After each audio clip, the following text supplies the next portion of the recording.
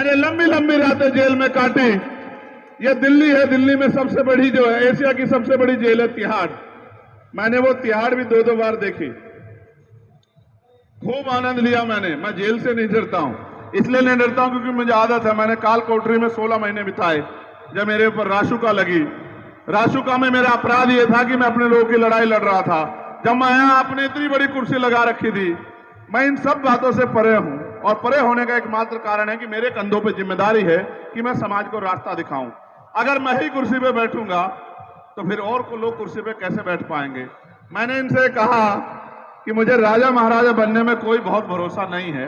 राजा महाराजा भी प्रजातंत्र में उनकी इतनी औकात है कि चुनाव के समय उनको भी जाके किसी के हमारे जैसे घर के आगे हाथ जोड़ने हैं, या फिर हमारे घर में बैठ के खाना खा के बताना है कि मैं भी तुम्हारे बीच में से हूं, मैं भी तुम्हें अपना मानता हूं। ये आज गैर बराबरी खत्म हो गई है। कितनी गैर बराबरी खत्म हुई आप इसको बेहतर। मगर मैं ये कहूंगा कि कहते कहते उनकी बात का सार ये था कि अब जय भीम वालों की संख्या दिल्ली में बढ़ गई। मैं मानता हूं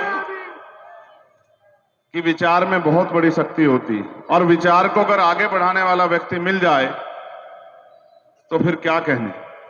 मुझे इस बात पे बड़ा गर्व है कि दिल्ली की धरती ने ऐसे वीर बहादुर बेटे जन्मे हैं जो सिर्फ दिल्ली ही नहीं, दिल्ली के बाहर, चाहे राजस्थान हो, चाहे हरियाणा हो, चाहे उत्तर प्रदेश हो, जहां जहां उनको पार्टी संगठन काम करने के लिए भेजता है, वो पूरी मेहनत ईमानदारी से काम करते। मुझे इस बात पे भी गर्व है कि हमारे इस आंदोलन से एक नहीं, हजारों नेता तैयार हुए।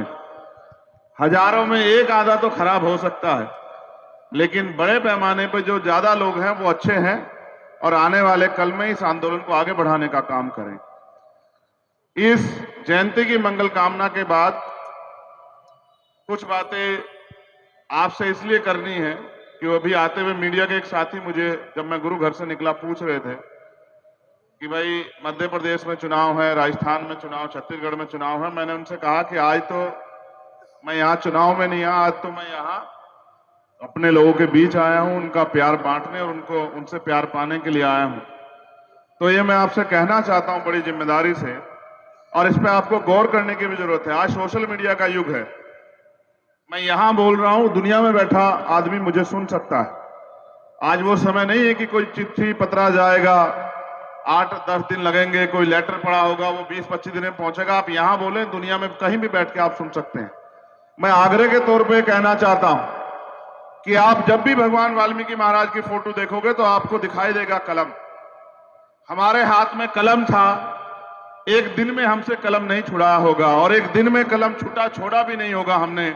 लंबा समय लगा होगा, और बहुत तरह से हमारी आदतें बिगाड़ी गई होंगी, और आदतें बिगाड़ के वो कलम हमसे छीन के और उसकी कलम की जगह हमें झाड़ू देने का काम किया गया।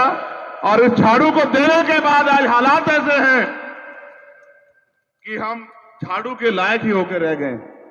और मैं फिर कहता हूं कि झाड़ू भी हमसे अच्छी है, क्योंकि झाड़ू भी संगठित है और वो कूड़ा कचरा साफ करती है, लेकिन हम तो उस काम को भी सही तरह से नहीं कर पा रहे। हम अपने बीच की जो बुराइयां उनको नहीं निकाल पा रहे। मैं आज आपसे प्रार्थना करता हूं कि अगर वास्तविकता में भगवान वाल्मीकि महाराज के सच्चे वंशज हैं तो फिर पकड़िए उस कलम को, क्योंकि मैं और आप ये जानते हैं कि बाबा साहब अम्बेडकर ने कहा है कि जिस कौम के हाथ में कलम होती है और जिनके पास कलम की ताकत होती है, उनका हाथ किसी के आगे फैला हुआ नहीं होता है। मैं आपको ये बताना चाहता हूं, अभी 5-6 दिन पहले सुप्रीम कोर्ट ने एक ऑर्डर किया, और सुप्रीम कोर्ट ने उस ऑर्डर में कहा, अगर आपने नहीं पढ़ा तो मैंने उस पर अपनी बात रखते हुए कहा था कि जो लोग सीवर में मरते हैं उनको 30 लाख रुपए का जो है मुआवजा उस परिवार को मिलना चाहिए। मैं मानता हूं सुप्रीम कोर्ट ने बहुत दिनों बाद हमें याद किया, लेकिन 30 लाख रुपए पर्याप्त नहीं है, क्योंकि आप आज के हालात जानते हैं। दिल्ली में जानते हैं, अगर एक बच्चे की शादी करनी हो तो 5-7-10 लाख रुपए ऐसे ही खर्च हो जाते। अगर आपको एक मकान बनाना हो तो आपके पूर्वजों की चप्पलें घिस जाएंगी, भूखे पेट पता नहीं कितने दिन रहना पड़ेगा, तब जाके कोई मकान बनेगा। तो मैंने सुप्रीम कोर्ट से भी आग्रह किया कि मुआवजे की राशि 50 लाख होनी चाहिए, और सबसे ज्यादा जरूरी है कि हमारे लोगों को इस रोजगार से बाहर निकालने में आप मदद कराइए। वही उसी प्रक्रिया से हम भी जन्म लेते हैं जिस प्रक्रिया से दूसरे लोग जन्म लेते हैं। हमारे हिस्से में हमारे महापुरुषों ने कभी ये काम नहीं लिखा था। मगर हमें मजबूर किया गया और आसपास हमारे शराब की दुकानें खोल के हमें इस गंदगी में उतारा गया और हम इसमें लंबे समय से अपनी जान खो रहे हैं। तो मैंने ये भी कहा माननीय सर्वोच्च न्यायालय से कि सर्वोच्च न्यायालय को यह भी तय करना चाहिए कि जो सरकारों ने नकारा है, जैसे यहाँ की सरकार ने कहा था कि हम 1 करोड़ रुपया देंगे, और कोरोना काल में मेरे याद है कि हमारे भाइयों ने, हमारी बहनों ने, हमारी माओ ने, हमारे बुजुर्गों ने, जब लोग अपनी जान को, अपने परिवार को नहीं देखना चाहते थे, जब वो परिवार के मरे हुए व्यक्ति को दूर से दूर अंतिम संस्कार करा रहे थे, वो इस दिल्ली में, और सिर्फ दिल्ली नहीं, देश के हर शहर की और कस्बे की सफाई करके इस प्रदेश को और देश को सुरक्षित रखने का काम कर रहे थे। मुख्यमंत्री जी ने वादा किया कि हम 1 करोड़ रुपए का कोरोना वॉरियर्स को सम्मान देंगे, और अगर आप नहीं जानते तो जानिए, एक लड़ाई ऐसी है जिसको हमने लड़ी, उसमें भी मुश्किल से 10 लाख रुपए का अनुदान मिला। हमने उस भाई से कहा था कि आप डटे रहो, कुछ दिन तो हमारे साथ खड़े होकर देखो, हलक से खींच के आपके अधिकार ला के देंगे, आपकी हिस्सेदारी, आपका सम्मान ला के देंगे। तो वो इतने दिन तक नहीं डट पाए, इसलिए हमें वो सब चीजें नहीं मिली। मगर मैं आपसे कहना चाहता हूं, ये लोकतंत्र है। जब राजतंत्र था तो राजा महाराजा तय करते थे कि आप कैसे जीवन जियोगे। ये लोकतंत्र है, डॉक्टर अंबेडकर का तंत्र है। इस डॉक्टर के अंबेडकर के तंत्र में वोट की शक्ति आपके पास है। आप अपने दिन याद करो, आप गांव से निकल के शहर में आओ, वो भी दिन थे कि पहनने के लिए अच्छे कपड़े नहीं थे, सर ढकने के लिए अच्छे मकान नहीं थे, खाने के लिए अच्छा खाना नहीं था, पीने के लिए अच्छा पानी नहीं था। जब मैं आया तो आपने मेरे सामने बिस्लेरी की बोतल रखी। दिन बदल चुके हैं। आजाद भारत में आपको अपनी ताकत बनानी है, और ताकत तब बनेगी सबसे पहले शिक्षा को हम हथियार बनाएं। हम बेहतर से बेहतर शिक्षा प्राप्त करें, जिस तरह से हमारे समाज की बेटे बेटियां विदेशों में पढ़ के हमारे समाज का नाम रोशन कर रहे हैं और आगे बढ़ने का काम करें। इस तरह से शिक्षा को हथियार बना के हम आगे बढ़ने का काम करें और संगठित होकर अपनी वोट की शक्ति से।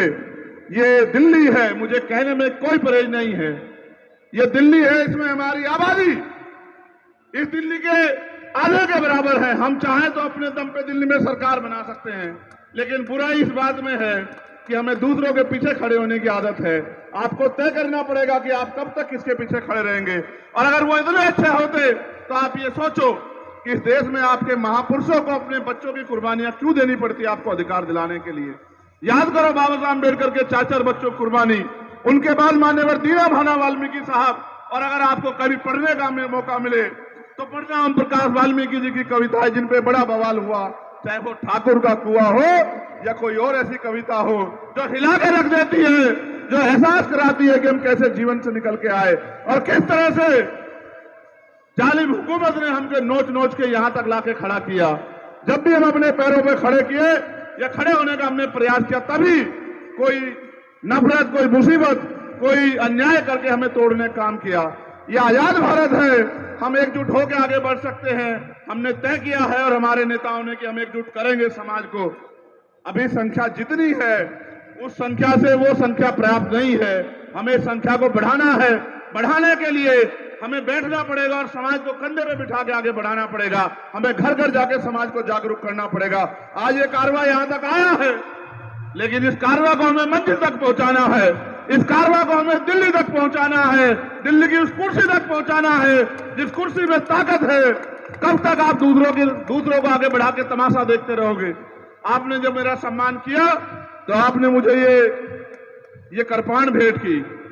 मैं हंसता हूं इस बात पे कि आज भी हमारे लोग मेरे बाहुबल का प्रदर्शन देखना चाहते हैं कृपाण देके।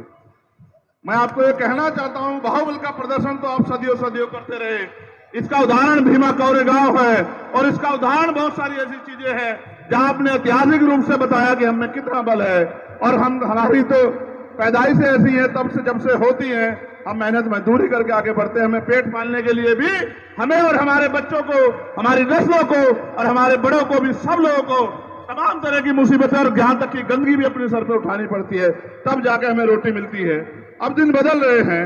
मैं आपसे ये कहना चाहता हूं, आप मुझे कृपाण की ताकत देना चाहते हैं मेरे लोगों, मैं आपके प्यार को सर माथे रखता हूं, मगर मैं आपसे कहना चाहता हूं कि इस कृपाण की ताकत से मैं आपका कोई भला नहीं कर सकता हूं। लेकिन अगर आपने कलम की ताकत मुझे दी, आपने अगर ये कलम की ताकत हमारे लोगों को दी, तो मैं गारंटी से कहता हूं कि मैं आपका खून हूं। जब तक अंतिम व्यक्ति को भी कुर्सी पे नहीं बिठा देते, तब तक हम लोग रुकने वाले नहीं हैं। चाहे कितना समय लग जाए, चाहे कितनी रातें गुजर जाए।